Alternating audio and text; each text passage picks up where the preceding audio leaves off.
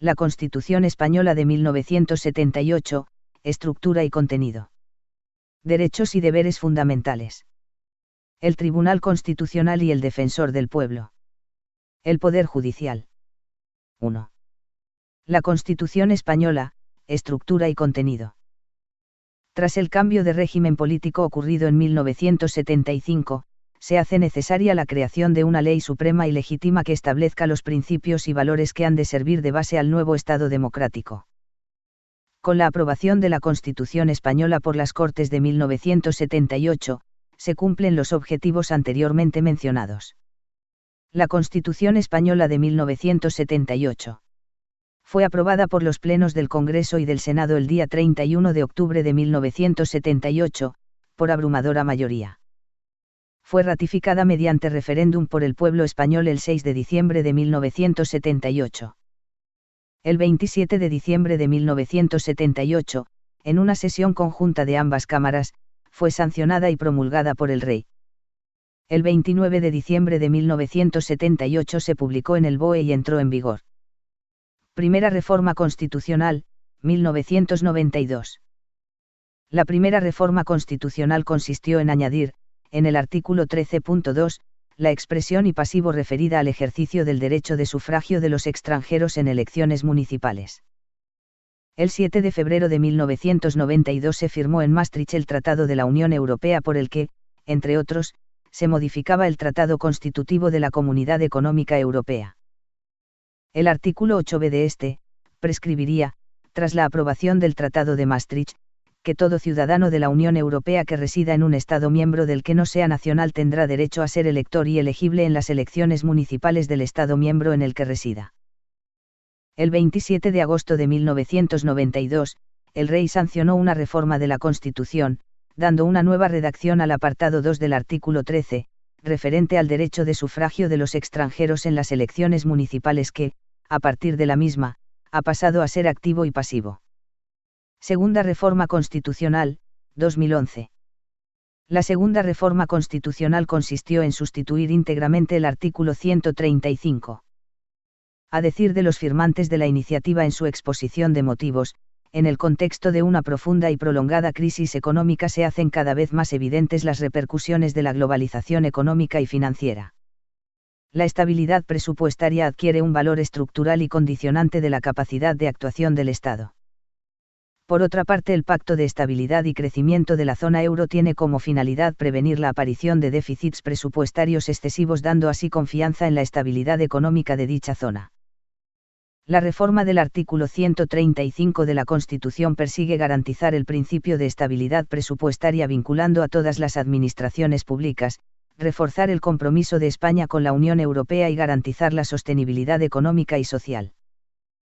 El 27 de septiembre de 2011, el Rey sancionó una reforma de la Constitución, dando una nueva redacción al artículo 135, que persigue garantizar el principio de estabilidad presupuestaria, vinculando a todas las administraciones públicas en su consecución, reforzar el compromiso de España con la Unión Europea y garantizar la sostenibilidad económica y social de nuestro país. 1.1 Características CE 1978. Dentro de las características fundamentales de la Constitución, podemos señalar las siguientes. Es una Constitución escrita, siguiéndose así el camino iniciado en las constituciones norteamericana y francesa. Es una Constitución extensa, 169 artículos, la más larga de nuestra historia, después de la Constitución de Cádiz de 1812 la Pepa. Es una Constitución rígida, requiere un procedimiento especial de reforma, agravado cuando se trate de alterar determinados principios básicos. Es una Constitución monárquica. La forma política del Estado español es la monarquía parlamentaria. Es una Constitución integradora o consensuada, de compromiso entre las distintas fuerzas políticas. Es una Constitución democrática, la CE califica a España como un Estado social y democrático de derecho. Es una Constitución descentralizadora y positivizadora de los derechos y libertades fundamentales de los ciudadanos. 1.2 Estructura y contenido de la Constitución. Estructura de la CE de 1978. Un preámbulo. 169 artículos, distribuidos en un título preliminar y 10 títulos numerados. 4 disposiciones adicionales. 9 disposiciones transitorias. Una disposición derogatoria. Una disposición final. Material. Se distinguen en nuestra Constitución dos partes bien diferenciadas. Parte dogmática: en esta parte se incluye el título preliminar, donde se contienen los principios básicos del Estado, y el título primero, en el que se reconocen los derechos fundamentales y libertades de los españoles, se garantiza su cumplimiento y ejercicio y se definen los principios que inspirarán la política económica y social del gobierno. Parte orgánica: en este apartado se establece la regulación de los principales poderes del Estado y sus relaciones entre sí. A excepción de los títulos preliminar y primero, antes vistos, el resto de los títulos conformarían la denominada parte orgánica. Contenido. El contenido de los 11 títulos en que se divide la CE es el siguiente. Título preliminar: Principios generales, arts 1 al 9. Incluye los principios básicos en los que se sustenta el Estado español. Título y 2 puntos de los derechos y deberes fundamentales, arts 10 al 55. Con 45 artículos, este es el título más amplio de nuestra Constitución. A lo largo de su articulado se reconocen y garantizan los derechos, deberes y libertades de los ciudadanos, así como la posible suspensión de los mismos. Está dividido en 5 capítulos, sirviendo el artículo 10 de pórtico al mismo. Capítulo primero: de los españoles y los extranjeros, arts 11 al 13. Capítulo segundo: derechos y libertades, arts 14 al 38. Está dividido en 2 secciones. O sección primera: de los derechos fundamentales y de las libertades públicas, arts 14 al 29. O sección segunda: de los derechos y deberes de los ciudadanos, arts 30 al 38. Capítulo tercero: de los principios rectores de la política social y económica, arts 39 al 52. Capítulo cuarto: de las garantías de las libertades y derechos fundamentales, artículo 53 y 54. Capítulo quinto: de la suspensión de los derechos y libertades, artículo 55. Título 2: de la corona, arts 56 al 165. Regula la figura del rey, sus funciones, juramento, la sucesión de la corona, la regencia, la tutela del rey, el refrendo de los actos del rey y el presupuesto y organización de la Casa Real. Título 3: de las Cortes Generales, art. 66 al 96. Establece la composición, organización y atribuciones de las Cortes Generales. Regula el procedimiento de elaboración de las leyes, el estatuto de los parlamentarios y el régimen de los tratados internacionales. Está dividido en 3 capítulos. Capítulo primero: de las cámaras, art. 66 al 80. Capítulo segundo: de la elaboración de las leyes, arts. 81 al 92. Capítulo tercero: de los tratados internacionales, arts. 97 al 107. Título 4: del gobierno y la administración, arts. 97 a 107. Regula la composición y funciones del gobierno, el nombramiento y cese del presidente, vicepresidentes y ministros, así como su responsabilidad criminal. Con respecto a la administración, establece sus principios de actuación y organización, el control jurisdiccional y la responsabilidad patrimonial de la misma. Regula el Consejo de Estado como órgano supremo de carácter consultivo. Título V: 2 puntos de las relaciones entre el Gobierno y las Cortes, arts. 108 al 116. Establece la responsabilidad del Gobierno ante el Congreso de los Diputados, regula la cuestión de confianza, la moción de censura, la dimisión del Gobierno y la disolución de las cámaras. Asimismo, reconoce el derecho de información de las cámaras a través de interpelaciones y preguntas, y regula los estados de alarma, excepción y sitio. Título 6: del Poder Judicial, arts. 117 al 127. Regula los principios básicos del Poder Judicial, principio de independencia judicial, de inamovilidad de jueces y magistrados, de exclusividad jurisdiccional y de unidad jurisdiccional, la colaboración con la justicia gratuita, la publicidad y oralidad de las actuaciones judiciales, la indemnización del Estado por error judicial, el Consejo General del Poder Judicial, el Tribunal Supremo, el Ministerio Fiscal, la acción popular, etc. Título 7: Economía y Hacienda, arts 128 al 136. Este principio establece el principio de subordinación de la riqueza al interés general, el principio de legalidad en materia tributaria y los principios básicos del régimen jurídico de los bienes de dominio público de los comunales. Regula el Tribunal de Cuentas y el régimen de elaboración de los presupuestos del Estado. Reconoce la iniciativa pública en la actividad económica, la participación de los trabajadores en la seguridad social y la actividad de los organismos públicos, así como la posibilidad de planificación de la actividad económica. Título 8, de la Organización Territorial del Estado, arts 137 al 158. Regula los principios de organización territorial del Estado, la administración local y las comunidades autónomas. Está dividido en 3 capítulos. Capítulo primero, Principios Generales, arts 137 al 139. Capítulo segundo, de la Administración Local, arts 140 al 142. Capítulo tercero, de las Comunidades Autónomas, arts 143 al 158. Título 9, del Tribunal Constitucional, arts 159 al 165. Regula la composición, estatuto y nombramiento de los miembros del Tribunal Constitucional, las competencias y funciones del mismo, la legitimación para la interposición de recursos de inconstitucionalidad y de amparo y la cuestión de inconstitucionalidad. Título X 2 puntos, de la Reforma Constitucional, arts 166 a 169. Establece el procedimiento de reforma de la Constitución así como los límites temporales para efectuarla. 2. Los derechos y deberes fundamentales. Una de las aportaciones más importantes de la Constitución es el establecimiento de una completa y exhaustiva tabla de derechos y libertades de los ciudadanos y de los mecanismos para su protección. Casi todos ellos se encuentran en el título I, el más extenso, aunque otros aparecen de forma dispersa por todo el texto constitucional. Título I, de los derechos y deberes fundamentales, arts 10 al 55.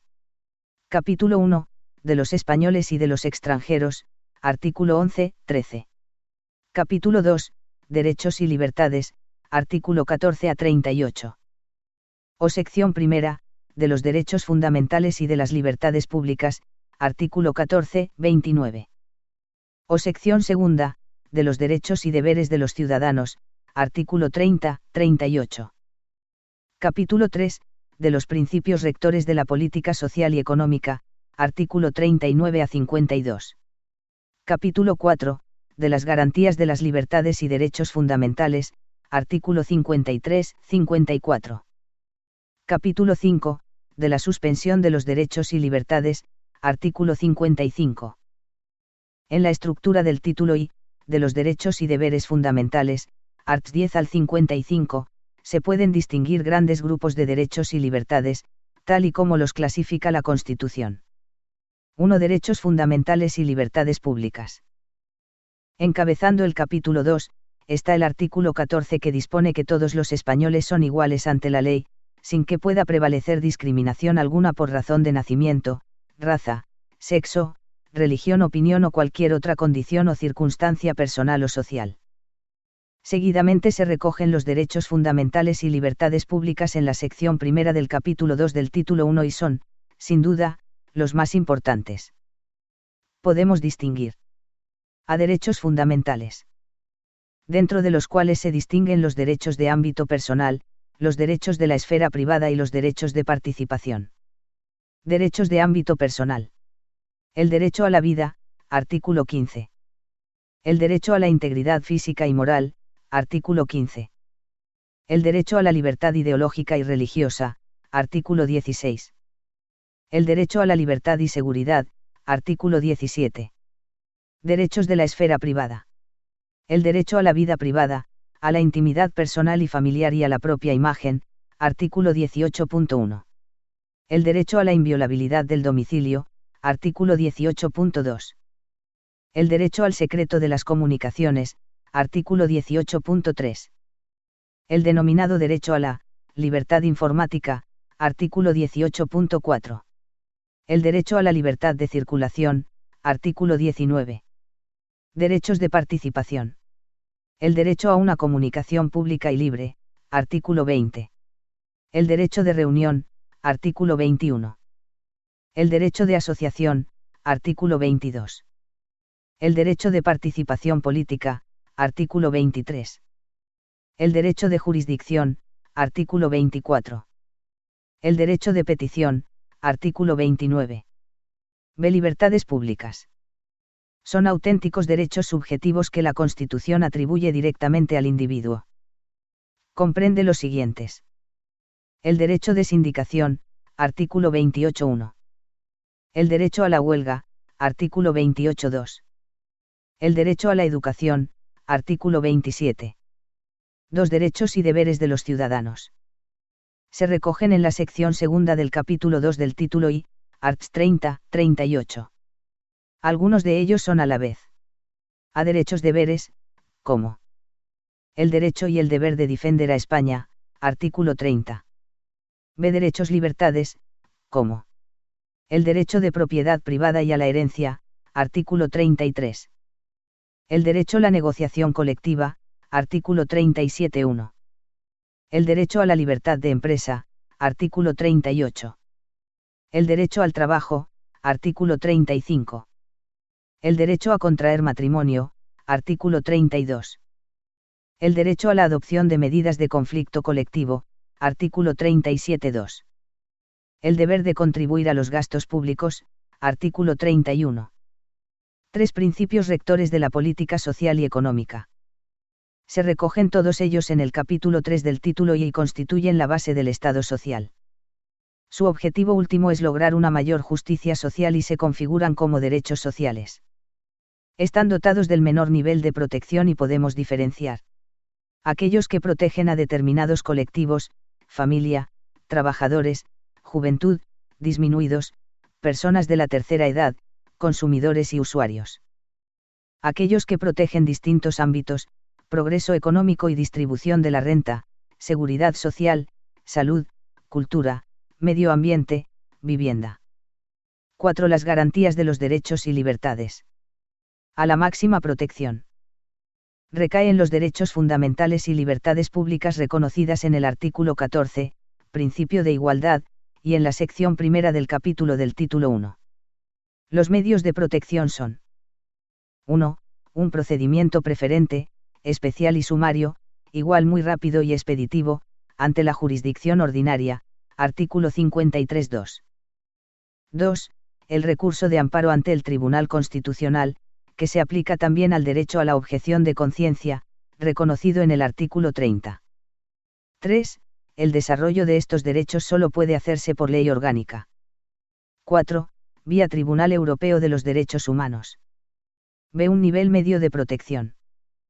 Corresponde a los derechos y deberes de los ciudadanos reconocidos en la sección segunda, del capítulo 2.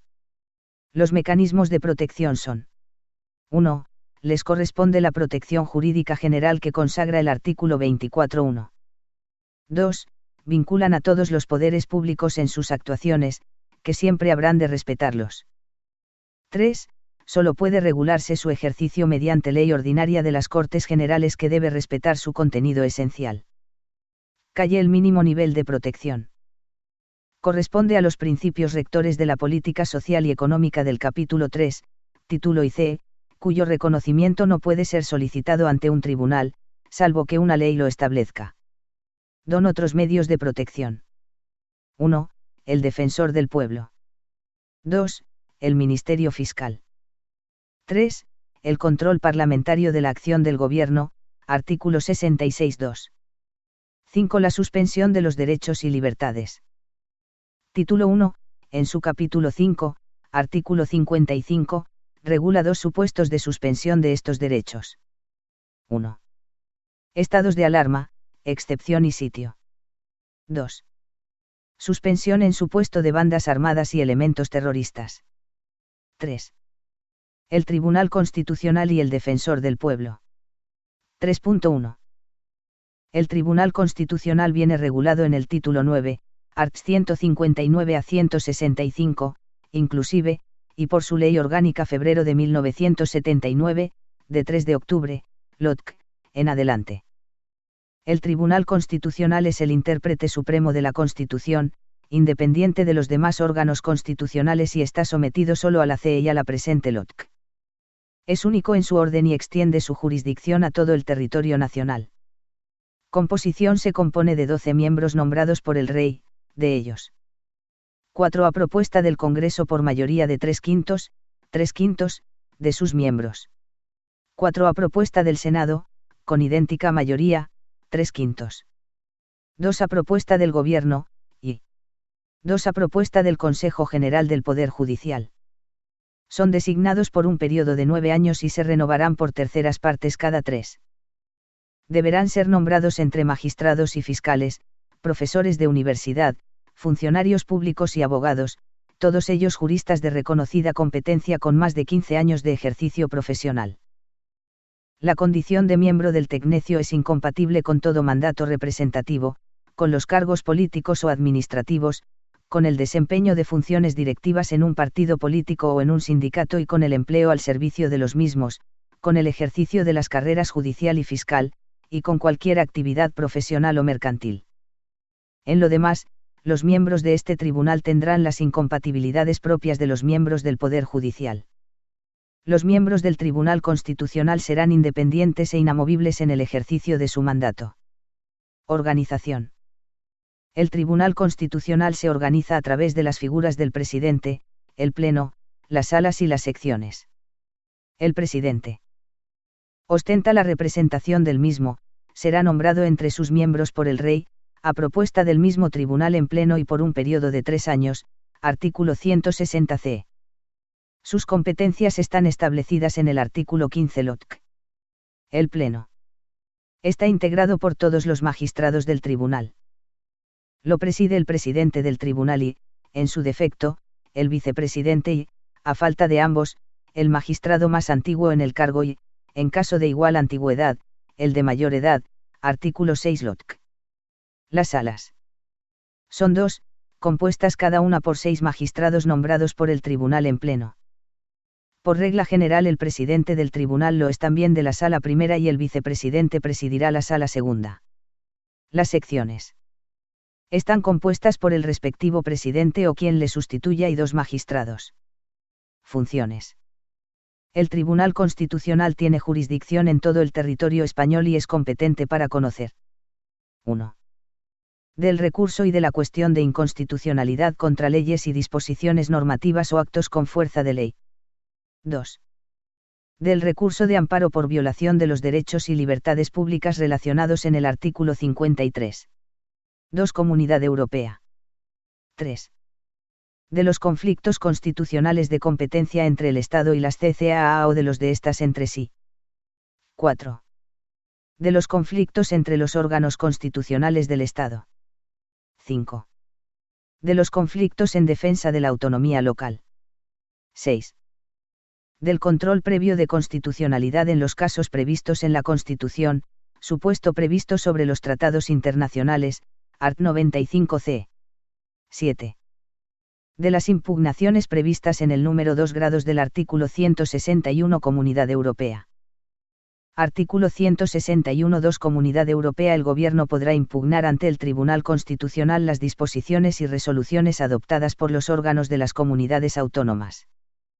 La impugnación producirá la suspensión de la disposición o resolución recurrida, pero el Tribunal, en su caso, deberá ratificarla o levantarla en un plazo no superior a 5 meses. Asimismo, el Tecnecio podrá dictar reglamentos sobre su propio funcionamiento y organización, así como sobre el régimen de su personal y servicios. Legitimación para comparecer. Según el artículo 162, están legitimados para interponer el recurso de inconstitucionalidad el presidente del Gobierno, el defensor del pueblo, 50 diputados, 50 senadores, los órganos colegiados ejecutivos de las comunidades autónomas y, en su caso, las asambleas de las mismas. Amparo. Toda persona natural o jurídica que invoque un interés legítimo. El defensor del pueblo. El Ministerio Fiscal. 3.2. El defensor del pueblo es un alto comisionado de las Cortes Generales, designado por estas para la defensa de los derechos comprendidos en el título primero c, a cuyo efecto podrá supervisar la actividad de la Administración, dando cuenta a las Cortes Generales, ejerciendo las funciones que le encomienda la CE y la Ley Orgánica marzo de 1981, de 6 de abril, del Defensor del Pueblo, LODP, en adelante.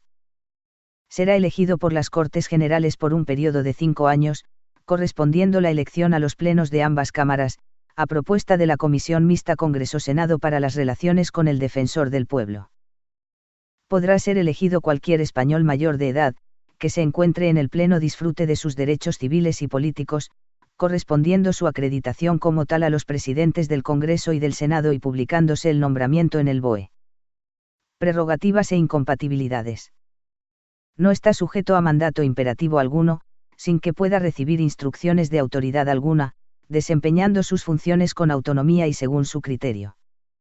Goza, asimismo, de inviolabilidad en razón de las opiniones que formule o a los actos que realice en el ejercicio de sus competencias como tal. En los demás casos no puede ser detenido sino en caso de flagrante delito, correspondiendo su procesamiento a la Sala de lo Penal del Tribunal Supremo. Su condición es incompatible con todo mandato representativo, con todo cargo político o actividad de propaganda política, con la permanencia en el servicio activo de cualquier administración pública, con la afiliación a un partido político o el desempeño de funciones directivas en un partido político o en un sindicato, asociación o fundación, y con el empleo al servicio de los mismos, con el ejercicio de las carreras judicial y fiscal, y con cualquier actividad profesional, liberal, mercantil o laboral. Competencias. Tiene competencias para a. Iniciar y proseguir de oficio o a instancia de parte cualquier investigación conducente al esclarecimiento de los actos y resoluciones de la Administración Pública y sus agentes, en relación con los ciudadanos, a la luz de lo dispuesto en el artículo 103.1 y el respeto debido a los derechos proclamados en el título primero. b. Supervisar por sí mismo, de oficio o a instancia de parte, la actividad de las comunidades autónomas en el ámbito de su competencia, coordinando sus funciones con los órganos similares de las mismas, a los que podrá solicitar su cooperación. c. Tramitar quejas referidas al funcionamiento de la Administración de Justicia. d. Velar por el respeto de los derechos proclamados en el título primero de la Constitución en el ámbito de la Administración Militar. e. Interponer los recursos de inconstitucionalidad y de amparo, de acuerdo con lo dispuesto en la CE y en la LO febrero de 1979, de 3 de abril, del Tribunal Constitucional. f. Formular, con ocasión de sus investigaciones, a las autoridades y funcionarios de las administraciones públicas advertencias, recomendaciones, recordatorios de sus deberes legales y sugerencias para la adopción de nuevas medidas. g. Dar cuenta anualmente a las Cortes Generales de la gestión realizada en un informe que presentará ante las mismas. Y en el ejercicio de sus funciones, el Defensor del Pueblo estará asistido por un adjunto primero y un adjunto segundo, en los que podrá delegar sus funciones, y que le sustituirán en los supuestos de imposibilidad temporal y en los de cese. 4. El Poder Judicial. La Constitución, que solo califica como poder al de los jueces, trata, en su título 6, del Poder Judicial, regulándolo en los arts. 117 a 127, ambos inclusive, siendo desarrollado por varias leyes, entre las que destacan la LOPI 1985, y la Ley de Demarcación y Planta Judicial, LDPJ, de 1988 y la Ley de Ordenación de la Jurisdicción Militar de 1987. Estudiando los preceptos que la Constitución dedica al Poder Judicial podemos establecer los siguientes principios constitucionales básicos. Principio de independencia, inamovilidad y de responsabilidad de los jueces. La justicia emana del pueblo y se administra en nombre del Rey por jueces y magistrados integrantes del Poder Judicial, independientes, inamovibles, responsables y sometidos únicamente a la Constitución y al imperio de la ley, artículo 117.1. Los jueces y magistrados no podrán ser separados, suspendidos, trasladados ni jubilados, sino por alguna de las causas y con las garantías previstas en la ley, artículo 117.2. Principio del origen popular de la justicia. La justicia emana del pueblo, artículo 117.1, precepto conectado directamente con el artículo 1.2 que dispone que la soberanía nacional reside en el pueblo español, del que emanan todos los poderes del Estado.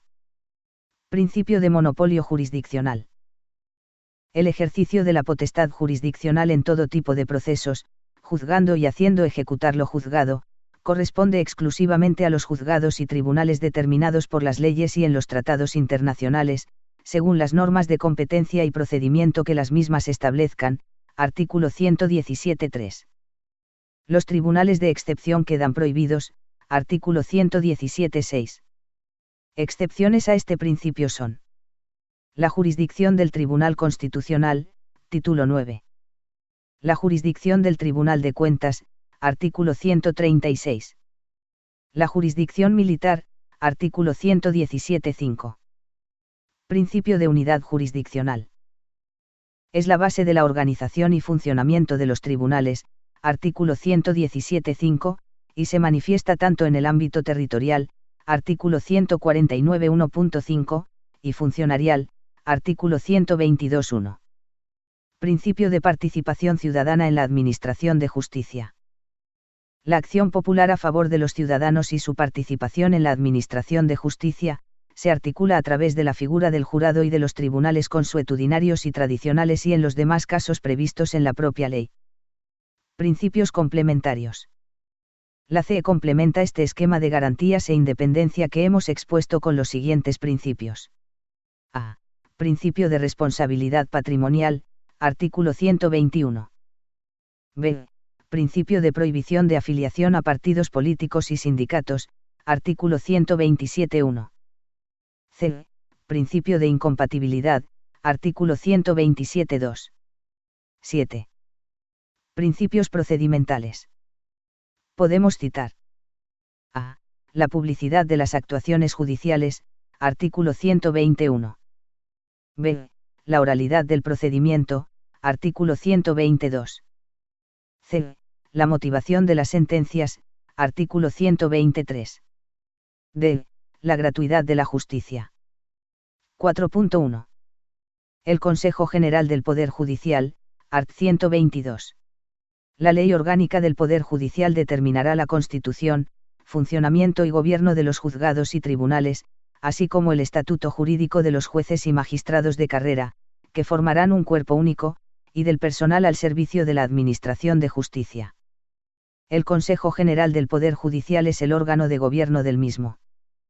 La Ley Orgánica establecerá su estatuto y el régimen de incompatibilidades de sus miembros y sus funciones, en particular en materia de nombramientos, ascensos, inspección y régimen disciplinario.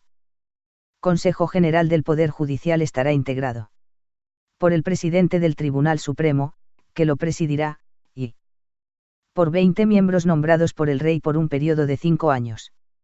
De estos, 12 entre jueces y magistrados de todas las categorías judiciales, en los términos que establezca la Ley Orgánica.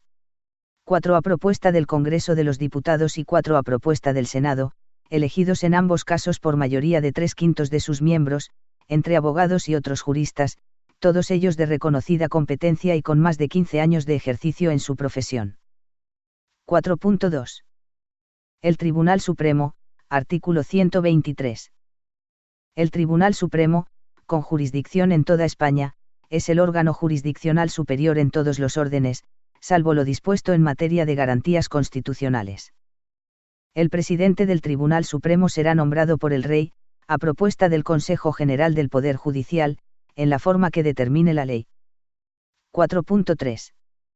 El Ministerio Fiscal, art. 124.